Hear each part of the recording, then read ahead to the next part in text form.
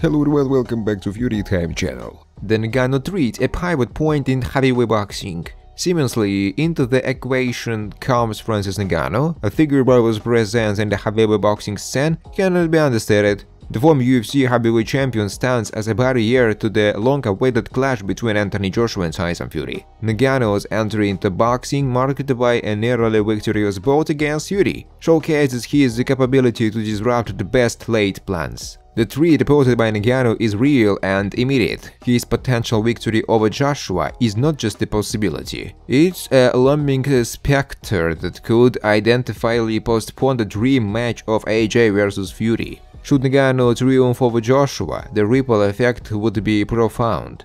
The narrative shifts, the rankings are upended, and the clamor for AJ versus Fury takes a backseat to a new, compelling storyline. This scenario underscores the unpredictability of the sport and the strategic intricacies that come into play when global titans collide. Ngannou, with his lethal combination of power and ambition, is poised to redefine the future of heavyweight boxing, potentially sidelining the AJ vs Fury saga to the annals of what could have been. Will the heavyweight division witness the emergence of a new champion in Ngannou, or will the established titans Joshua and Fury maintain their reign? What are your thoughts on this intricate narrative? Send your opinion in the comment below section. The Predator is getting richer but chooses boxing instead of MMA. It has been a year since Francis Ngannou signed a contract with PFL. He was supposed to play several matches in the league, became its main star, but it's not even close to clear how quickly the Predator will return to the cage.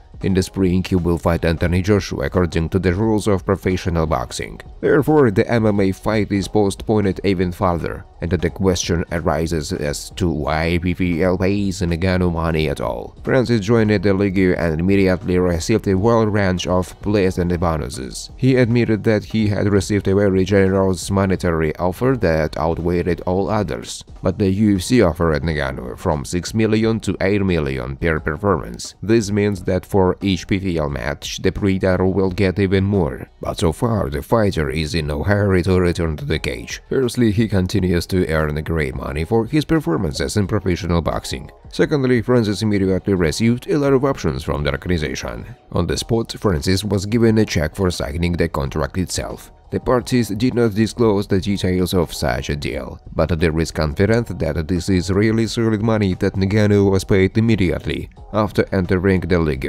In addition, Predator is now chairman of PFL Africa. Of course, there is no such department yet, and it will appear only in 2025 as the organization plans. But at the same time, there is confidence that Ngannou is already receiving payments for this position, which means he's getting richer. Francis is also an ambassador for PFL, which he also does not do for free, and a Predator who doesn't even play in the PFL gets a lot of money, but he does it for a reason. It is worth nothing that Ngannou still brings great benefits to the organization, and that's why he has not yet received any dissatisfaction from the league, and all because he appears on all the big shows. Thanks for watching, guys. If you like this video, please subscribe to my YouTube channel.